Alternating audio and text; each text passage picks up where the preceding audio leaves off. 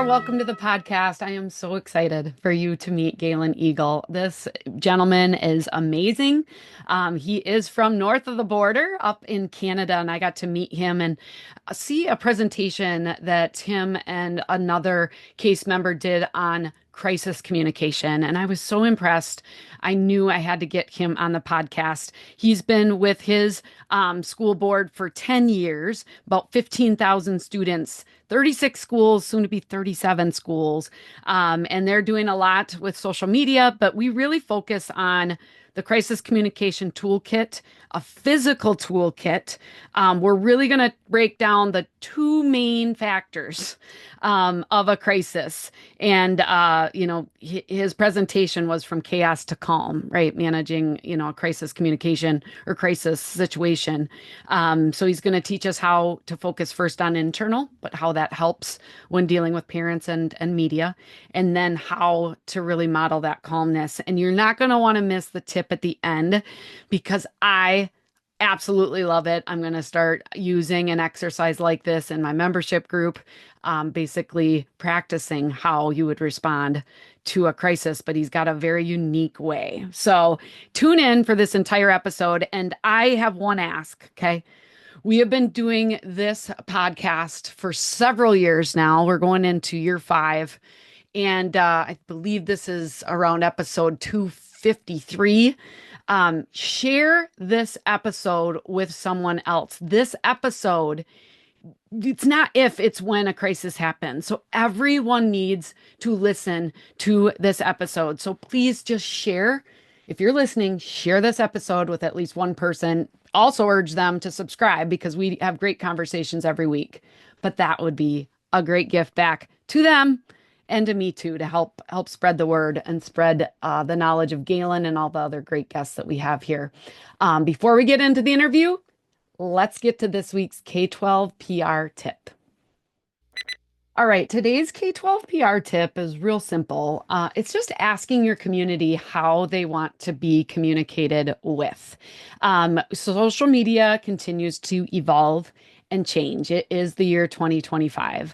And the methods that you used 5 or 10 years ago may not be the same as what your audience, your community members, your parents, even your staff use to get information about the school. So developing some type of a simple survey or any kind of a survey, anytime it goes out, it's a simple question of asking, how do you stay updated?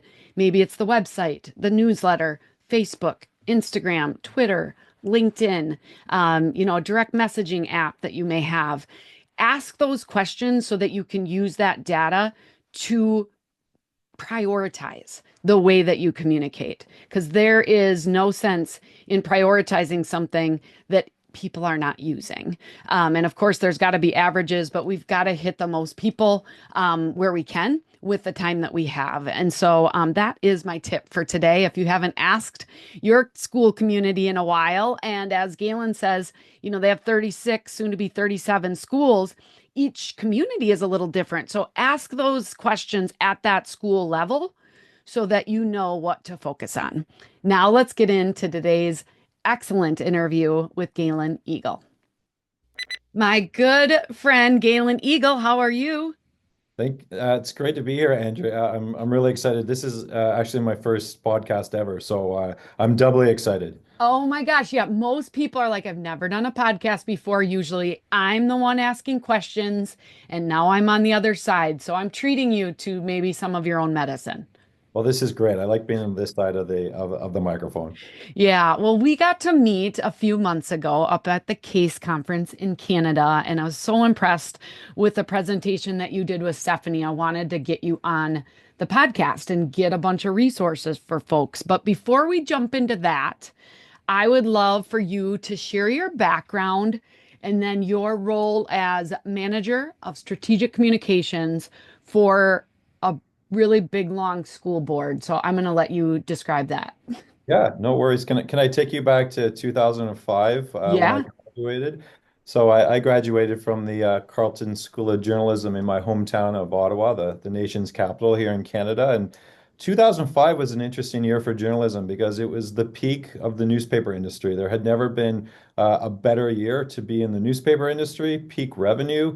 And so when I graduated journalism school, that seemed like a really natural fit. And I said, you know what, that's the industry I'm going to go into. And I really enjoyed my first years as a journalist. It was really rewarding. But as you know, as your listeners will know, the newspaper business it has definitely did peak in 2005, and it's been in steady decline since. So certainly by around year 7 or 8 of my career, I found I was surviving, not thriving, just trying to hold on to my job. And so I started transitioning into public relations. And I've now been in this role with the Peterborough, Victoria, Northumberland, and Clarington Catholic District School Board.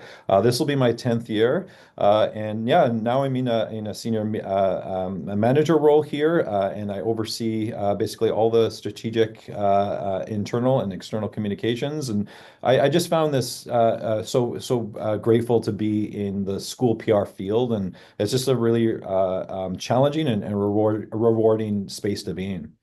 And about what is the size of your school district? Yeah, so we're about just to situate us for folks who may know Toronto, are the largest city in Canada. We're about an hour and 20 minutes east of them, in a city called Peterborough, and we're about we cover a fairly large geographic area. I can drive about 45 minutes in any direction and still hit our schools. We have 36 schools, soon to be 37. We're building a new one, and about 15,000 students. And you mentioned our name.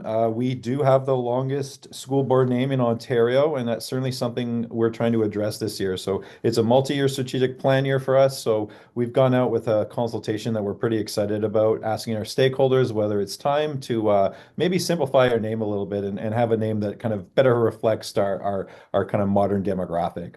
Okay, so I'm assuming all those areas then Peterborough, Victoria, Northumberland, and Clarington are all like cities or areas in your district? Yeah, about 20 years ago, the government in Ontario kind of forced the merger of smaller school boards into district school boards. So Yep. a lot of the school boards in Ontario have kind of names like this, which are really just lists of municipalities that have come together. So we have quite a large area, diverse area, 4 municipalities. We have 3 health departments in our area.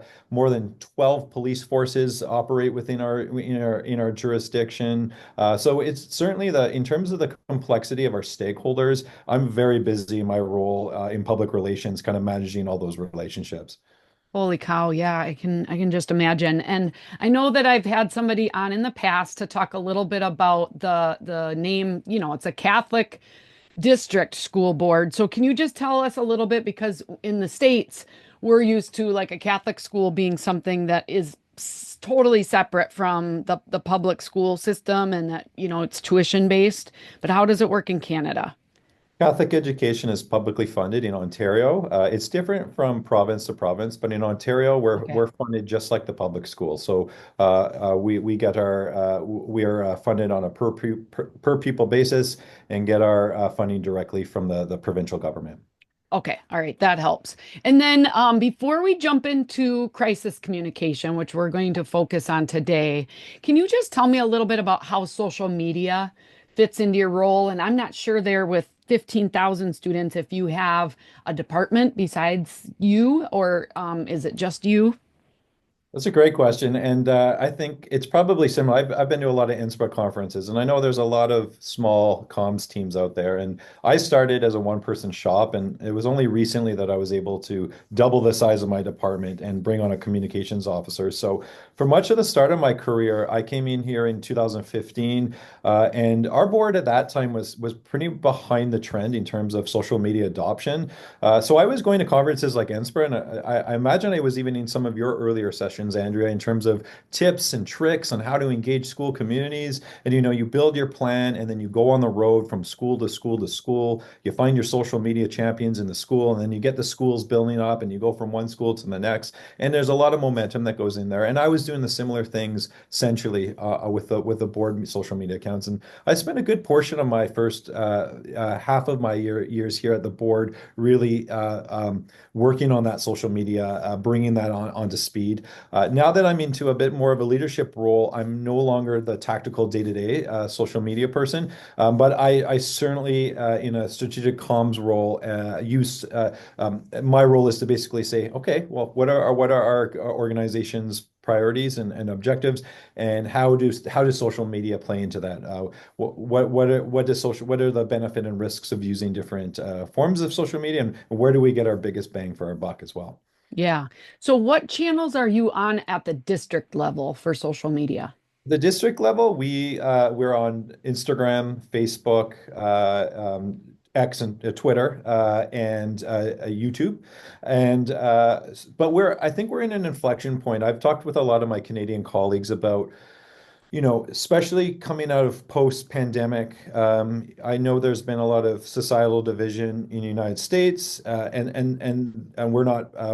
we haven't escaped that as well. So coming out of the pandemic, some of the tricks or some of the great posts we would have put out in 2019 is now met with just so much vitriol and so much negativity that you really have to question, am I using the right medium? Or is this a benefit to us? So I think we're in a bit of an inflection point. We're really still seeing a lot of positive engagement on things like Instagram, which is primarily a visual and video telling story platform.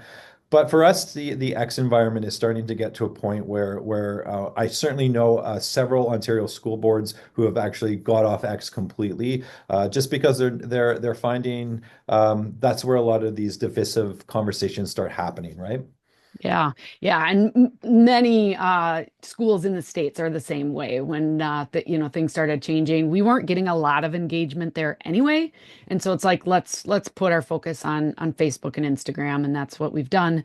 Of course, now being in 2025, there's more changes, coming with all the platforms, and so we just that's why we have podcasts like this, and that's why we talk with one another because obviously it's going to be another year of change, and we're just going to have to tune in. So you do that on the district level, I guess, or your board level, and then do each of your schools have their own social media that they run because you've got the 36 different schools, soon to be 37.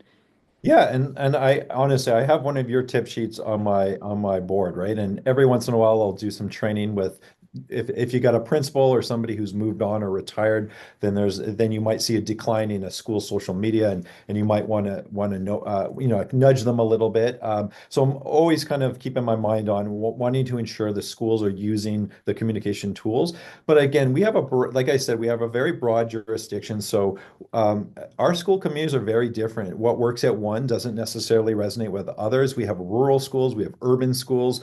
So I always like to start with kind of a bit of a strategic communication plan with the principals to say, okay, where is your audience and how are they responding? If the principal's putting so much effort and work into putting out 2 or 3 tweets a day and they're getting a handful of likes, maybe that's not the right way to put in your energy, right? So looking at that, but always kind of going back to that strategic plan, like what are you trying to what is the goal of using social media as opposed to just using it for the sake of using it? But yes, that does happen at a kind of school by school basis. But I Okay. like to keep an eye on it because one of my favorite things is opening up my kind of Hootsuite in the morning, going under one of our hashtags and just seeing all of those fantastic school events that are going. I still believe social media offers a very unique window for our public, for our stakeholders into the lives of our really vibrant schools.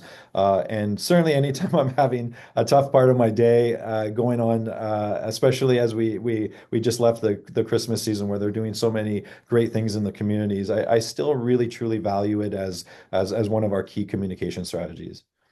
Sure. That's great. So today, like I said, we wanted to focus on crisis communication. So you and Stephanie presented at the CASE conference this last October, and it was so helpful. It was called From Chaos to Calm, Developing Your School Crisis Toolkit. So could you just start for us by breaking down kind of the difference between a crisis communication plan and then a crisis communication toolkit? Sure. I just went through the APR process, so I fundamentally understand how important it is to have a solid crisis communication plan. And in fact, I've been to a number of NSPRA conferences where, there's very specific sessions on developing your crisis communication plan. It's a really valuable, comprehensive blueprint for how your organization is going to navigate a myriad of potential crisis issues, right?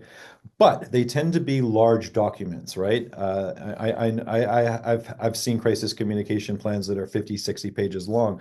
So Stephanie and I developed our project just over chatting shop about some of the crises we had been dealing with over the year.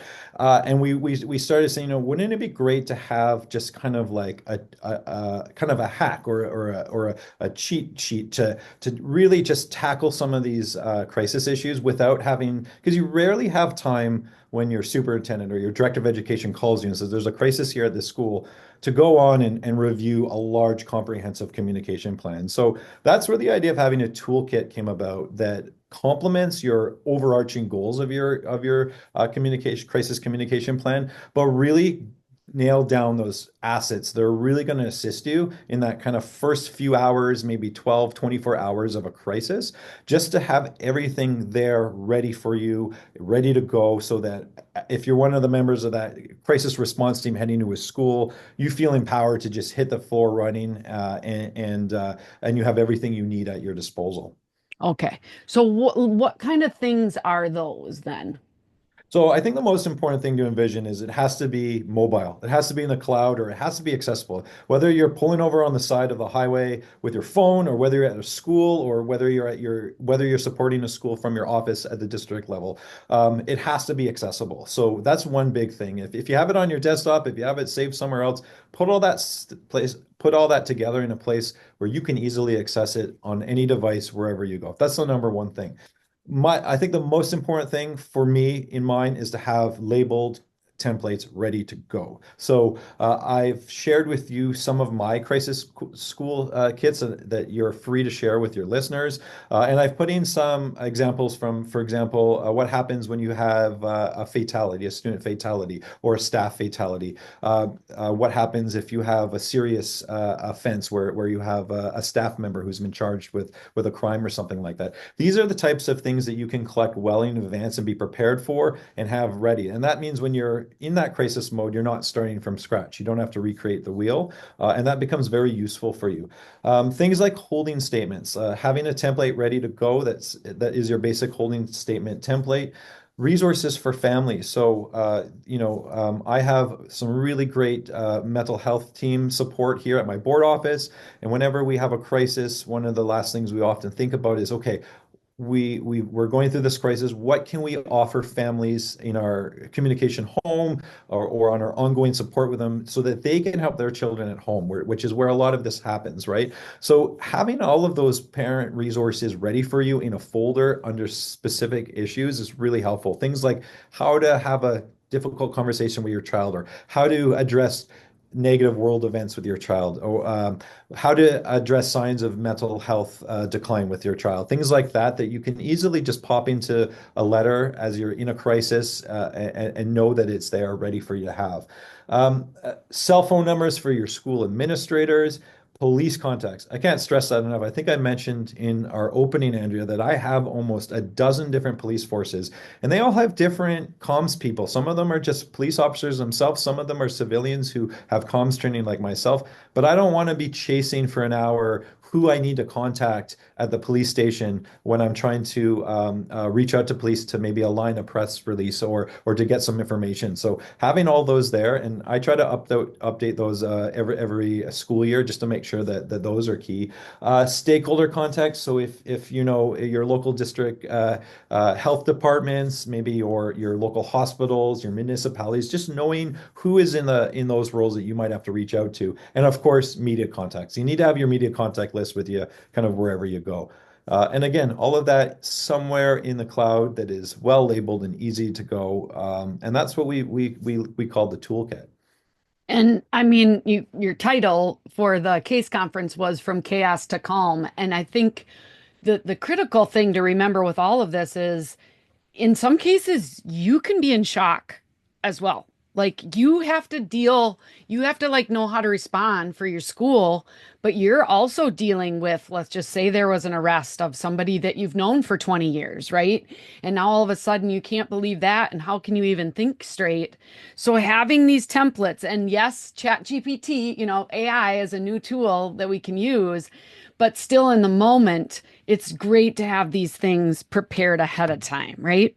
I totally agree with you. And no matter what you're feeling, as the lead comms person in these crises, your job is to model calmness. You have to be the most calm person in the room because let's face it, you're entering people's lives on possibly their worst day of their career, right? So you also have this great privilege where you have all this great skill set and you're going to put the best skills that you have to work on this day, but you're going to be helping someone who's going through one of the worst days of their life, right? So I like to think about it that when, but you're right. Sometimes you just need to close the door, take a couple big deep breaths, but having kind of a toolkit and that complements your overarching comms plan, crisis comms plan, really does give you that ability to go into those crisis situations with a level of confidence, with a level of calm that you might not otherwise have. Yeah. Now, you guys also talked about a physical toolkit that you have available. So does that look different? I'm assuming, I mean, people have to be ready for anything. I mean, it's a school threat. Let's say a fire happens or, something like that. And I don't know, I can't remember what you guys said was in that physical toolkit. Yeah, and I'll be honest, I just stole this from spy movies. In every cool spy movie, at some point the spy has to disappear and they reach into their closet and there's a duffel bag full of passports and cash. Now, I'm not talking about that for us, but think of this as your school PR go bag, right? What do you need to take for your average crisis? It could be a power outage, it could be something like that. So Stephanie and I put our brains together. It comes down to simple things, hand sanitizer, things like that. Hand sanitizer, chargers. I don't know how often my cell phone is almost dead before I even get to the school because I've had to multiple phone calls on my way to the school. Charging batteries for your cell phone, things like that. You're talking to a Canadian. It's January and it's about minus 25 degrees Celsius here in Ontario today. So of course I'm putting in a scarf, a toque, gloves, that type of thing for the winter months because I've had to do press conferences in January at a school, and you don't want frozen toes and frozen fingers and things like that. And Stephanie, my colleague, said she'd throw in extra makeup, extra brushes, maybe fold up a blazer in case she had to get in front of the media, that type of thing. So it's really the type of material that you're going to need, and it's just sitting there. Oh, granola bar is another great example. Like you're probably not going to be you're going to be running on fumes. So things like that where you might have a few extra things that you could give a principal, for example, if their cell phone's dead, here's a charger for that. Just take the charger, don't worry about it, that type of thing. So we called it our school PR go bag, but it's just a prime example of something you could have in your office kicking around. But it's one less thing you need to worry about as you're heading off to the crisis, because as you know, every second matters as you're responding. Yeah, and this may not be quite as applicable for you, but I would assume some people wanting to throw a pair of tennis shoes in there, like an older pair of tennis shoes at least, because if you are really dressed up and you got your best shoes on, but you're going to be on your feet all day long, maybe a comfortable pair of shoes, would that be something? Yeah, absolutely. And for me, it would be a big, comfortable pair of winter boots if I have to go outside or something like that. But yeah, exactly. It's going to be specific to what your needs are going to be. But just picture a very long day at a school without possibly access to your lunch and those type of things you need. And that's just another thing to make your day and possibly the principal or the administrator just a little bit easier. You can take that worry off. I often have two or three of those cell phone chargers in that bag that are fully charged, ready to go. And if I have to leave one of those at the school, and I don't remember picking it up, well, that's kind of the least of your concerns when you're dealing with a school crisis, right? Yeah. So during your presentation, Stephanie shared some issues that had happened at her school. You shared two specific situations during your talk. Can you just share more about that employee arrest situation, just to illustrate kind of how the crisis communication toolkit was used? Absolutely. Actually, I started this year, this school year, with a fairly high profile, significant arrest of a staff member, and it really put my toolkit to use. So in August, a staff member of ours was arrested during staff professional development days a couple of days before the school year started. She was actually arrested in the parking lot of one of our schools. So when we learned of this, my director of education, who's the top of our school board, came in, told me about the arrest, and we learned that the police were going to be putting out a media release the next day, but the staff would be meeting the next day for another professional development day. And of course, your heart just starts racing. This is a very significant event, and as a journalist, my mind always goes to external first. I'm always thinking, how is this going to resonate with families on the first day of the school year? And how big of a news story is this going to be? Local news, provincial news, national news? But quite often in these situations with a staff arrest, your first priority has to actually be the internal comms, because you've got what is essentially a really big breach of trust, and you have a internal school community that's really hurting. So quite often your first instinct is to think external, but I would suggest in a crisis, think internally first, and whatever you're putting internally, you can then use to flip externally. So thankfully, Stephanie, I had this presentation going, and I had my toolkit set up, and we had a similar fact situation about 2 years ago that I had kind of put into my toolkit. Another arrest of a teacher on pretty serious charges. So that day, as we're hearing this very difficult information, I was able to say, okay, well, that's okay. I've got a script ready to go for the principal. I'll refresh it for the situation here. I've got media talking points already in my toolkit. I've got a holding statement if we need it. I've got all these different parts, and I was able to grab those and really quickly change them over for this unique situation. And I have to say, it saved me several hours and a lot of angst. And within several hours of hearing it, I already had a script that the principal was going to read the next morning. We were already able to vet that. I had the crafting of a school message for families that already had all those parent resources that I knew I was going to need. All I needed to do was fill in the blanks a little bit. I had my police contacts. So the first thing in the morning, I'm talking to the right person. I'm asking them if they would, when the release is going out, can I see the release? Can we have some opinion about the release, that type of thing. And so I have to say, as difficult as a situation as it was, the first several hours were made a lot easier just by having this kind of toolkit at my disposal, and knowing that it was there as well. Just knowing that it was there and that I didn't have to start from scratch was great. Yeah. And you talked about something that I think is so important. I mean, obviously, you've got these phone numbers, and I think you've been there 10 years. So you have developed some relationships. But as a former journalist, sometimes you just have to, you said, ask the question. And so the timing of media releases, as far as like a police department, could potentially be different than what you have the ability to do at school. So can you just share with the listeners what you suggest in regards to, all of that timing?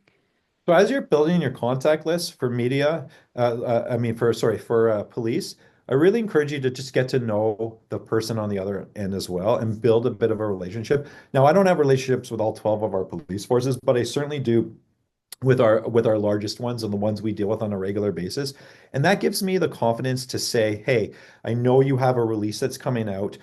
Would you consider aligning the press release with perhaps the end of the school day? We think that'll resonate a lot better with the school community. And 99% of the times I just ask, and the answer is yes. If you don't ask, then you lose control of that a little bit. I also am very proactive in terms of saying, hey, can we have some say in what you release?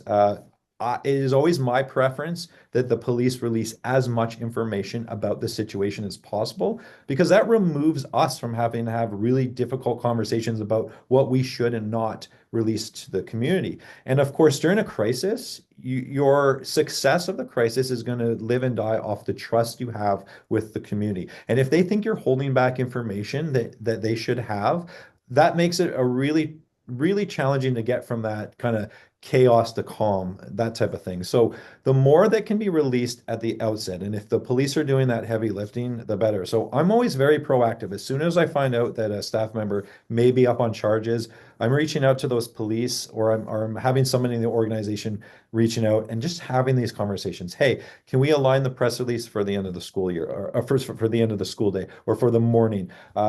Can you put can you ensure that you have the name of the school, the grade of the staff person, all these type of details.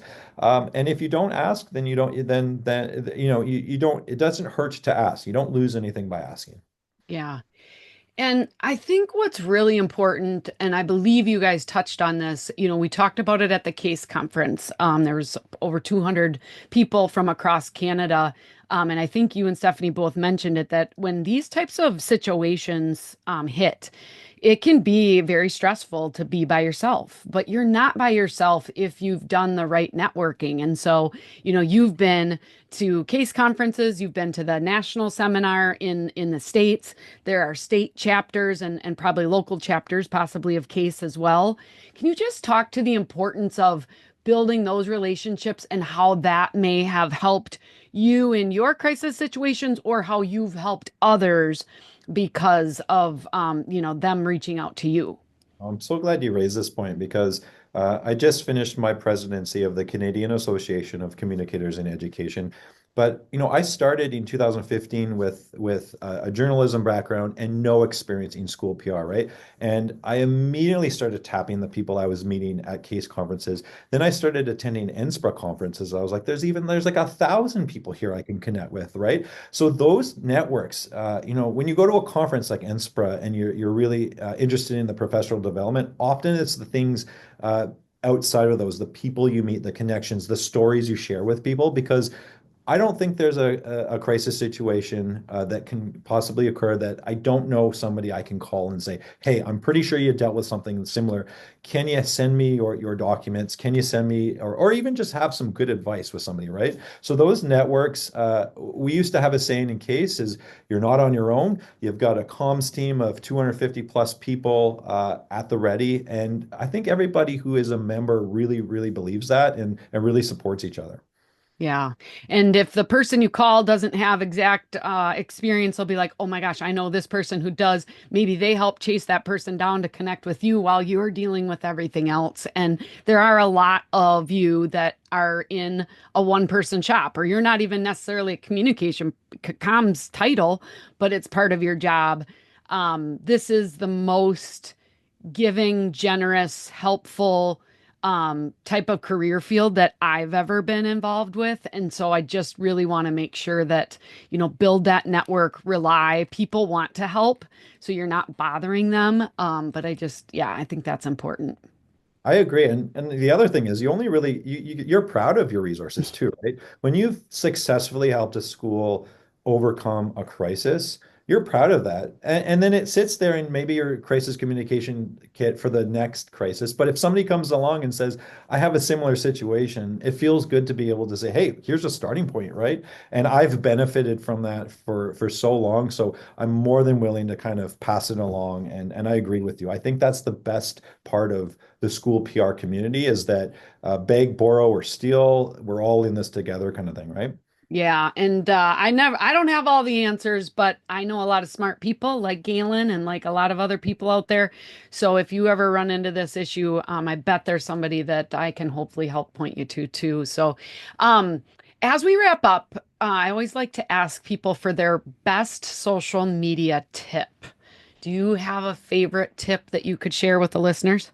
Yeah, mine might be a little different. And I thought because we were talking comms, crisis comms, I would talk about how I use social media from a crisis communication planning perspective. So as a journalist, I primarily used social media for much of my career as a news source. So that's how I stayed on top of issues. And going into school PR, that's how I stay on top of what's going on all across Ontario, Canada, what's happening in the United States. And that's where I hear a lot about other crises happening in education, right? So I often use that as like an early warning system or simply a case study. So part of my daily social media monitoring is just kind of noting down what's happening in other areas and I try to carve out a couple hours a month to do a case study about what would happen if that issue came to my school board, right? And AI has really transformed this process. I used to spend a lot of more time of my own brain power saying, okay, what would my talking points be? What would this look like? You can take a situation and put it into ChatGPT and say, okay, this school board dealt with it like this. What is my starting point if this came to my school board, given my stakeholders and my unique experience?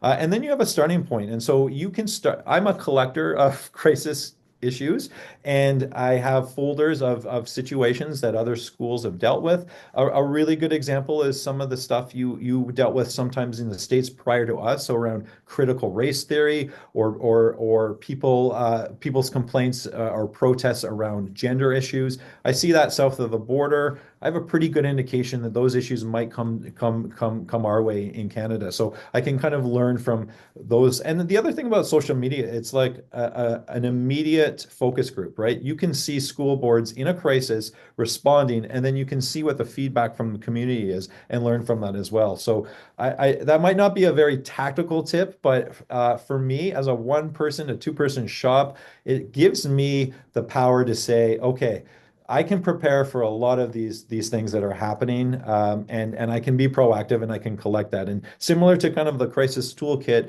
if you've already kind of done that thought process, even if you haven't built up a huge resource, at least you've gone through some time to spend some time about how you might respond to that. And I think crisis communication is a skill set, and it is something you can exercise. And so if you're doing that regularly, even if you're not in the crisis, then when you do hit that crisis, you're in shape, right? You're ready for that, and your mind is automatically in kind of problem solving mode as well.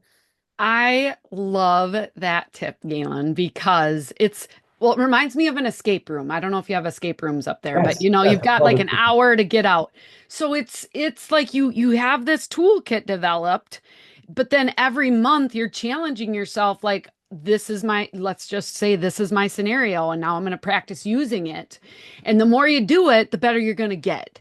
And obviously, using something that's really happening in another school district or area could potentially happen to you. And so we do in my membership group, we do some work sessions. And so if Melissa's listening to this, I just think it would be very well. We're actually going to do a skills session or a work session this month of January. This is going to publish in February, but on crisis communication. And so we're going to talk through resources. But a good exercise would be have an hour set aside, and then it's like, here's your situation, what would you do and how would you communicate it, get everything ready, and see if people would be able to do it. I think that's a good way to test, and a little bit easier than having to deal with it real time, but it's only going to make your skills better, right? Yeah, absolutely. It just builds my confidence, especially because I don't have the benefit of having five or six team members where we can kind of all jump on it. I have to be ready to go solo quite often. And sometimes, as you said, that can feel paralyzing in the moment. It feels like the whole crisis is on your shoulders and you're the only one who can solve it. And that's rarely the case, but by kind of flexing those crisis muscles on a more regular basis and just preparing in advance, you can do a lot of you can benefit a lot from that in your career, I find. Yeah. I'm relating it right now because my youngest daughter is going to be taking her ACT, for getting into college. And she's so nervous, and she's got to take a practice exam, and she's nervous about the practice exam. And I'm like, the practice exam is just to practice so you know what to study for more for the real test. And easy for me to say, this is kind of like our ACT, right? Or, whatever. So I love it. Really good advice. So anything in closing that you'd want to add on to the crisis communication? I think you've given a ton of value. People are going to love it. And like you said, we've got a lot of those holding and type of statements. You were kind enough to share all of that. So you're going to get all those links in the show notes. But anything else in closing you want to share? Yeah, maybe just summarize some of the key learnings I've had over the years, and that's if you had to do a bullet point, it would be focus on internal first and Hmm. then external. So, for example, that communication, that script your principal is going to read, much of that's going to end up in your parent communication, right? So if you kind of focus your attention on the internal audience, that's going to really benefit you in terms of building back trust internally. But it's also work that you've already got in the bank for your external and things like that. And quite often, you can give the same example. Whatever you're putting into the parent letter, you can then flip that to the media, right? Like whatever you're putting into the families, that basically becomes the statement that you're putting out to media. So you can just kind of work in a incremental level. But I always say my mind always goes external, and I've really had to train myself to say no. We've got a crisis with the staff first. Let's deal with that, and then let's work our way out externally. So that's one. That's been a hard lesson learned, and I've certainly tried to address that each time. And again, that idea of modeling calmness. Your heart rate's gonna go. You're gonna be stressed. You may be impacted by the situation because some of us work in school, smaller districts where everybody knows each other. Take that moment for self-care, for capturing your breath, but then be that model of calm for those people because again, you're entering a work site where some of those folks are going to be having a really, really rough day, right?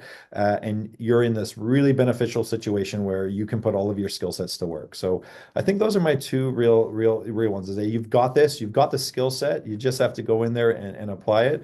But just remember your internal audience is so important in terms of your relationships. Yeah, great advice. So if somebody wanted to reach out and chat a little more, what's the best way to stay connected to you, Galen? Yeah, I'm not a particularly online person, but I Yeah. do I do from time to time post on LinkedIn, and I have a fairly Okay. unique name. I'm really easy to find on LinkedIn. Feel free to share my LinkedIn profile with folks. That's really the easiest way to direct message me or to connect. And I Okay. love meeting new people in school PR. I always find new networks wherever I go, and I'm happy to share whatever expertise I've gained over the years as well. Okay. And would it be okay to share your email as well in the show notes in case they just want to email you? Yeah, sure. If there's I'd be happy to do that as well. Okay. Yep. All right. So I'll share both so you can connect with them on LinkedIn. Galen, thank you so much for adding so much value. It's 2025. You know, when it comes to crisis, it's not if, it is when. Like it's just is. Like there's so many things that can happen. And so let this be the year that you get prepared. And I know that your resources are really going to help. And let me just say, I'm speaking to somebody whose resources have helped me over the years, and I know many of your listeners have your, 100 tips for Facebook right on their bulletin board, and a little part of you is always in my office because I can't remember what Inspira I first met you at, but I've always had you've always had just such great resources. So it's been a great to have this conversation with you, Andrew. I've really enjoyed it. Yeah, absolutely. And thank you for tuning in today. We will be back next week with another fabulous guest. And until then, guys, keep telling those stories. Bye bye. Bye.